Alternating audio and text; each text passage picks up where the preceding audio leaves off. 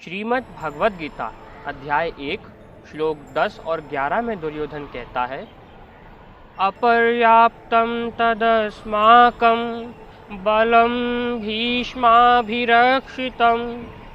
पर्याप्तं त्विदमेतेषां बलं भीमाभिरक्षितम् आयनेषु च सर्वेषु यथा भागमवस्थिता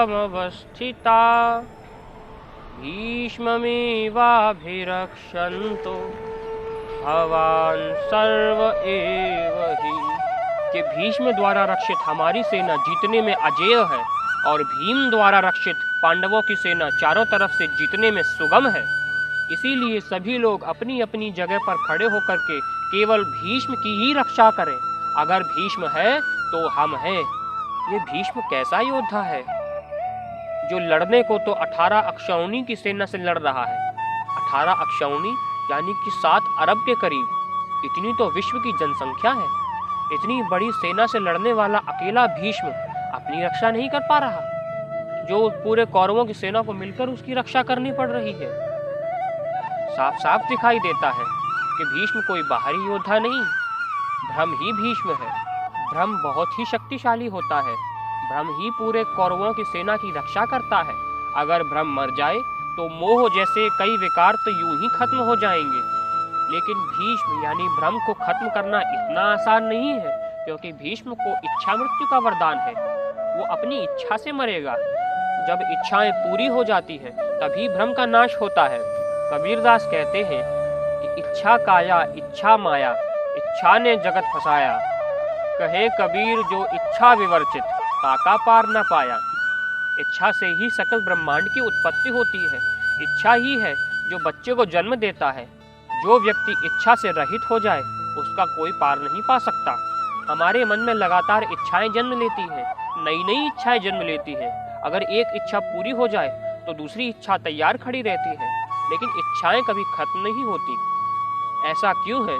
क्योंकि हम ऐसी इच्छाओं को पूरा करने लग जाते हैं जो इच्छा कभी पूरी होने ही नहीं वाली थी। सत्य को पाना ही सबसे बड़ी इच्छा है। अगर वो इच्छा पूरी हो जाए तो उससे बड़ी कोई इच्छा होती ही नहीं है। अपने आप आपकी सभी इच्छाओं की मृत्यु हो जाएगी। जब आपकी इच्छाएं मर जाएंगी तो भीष्म अपने आप मर जाएगा।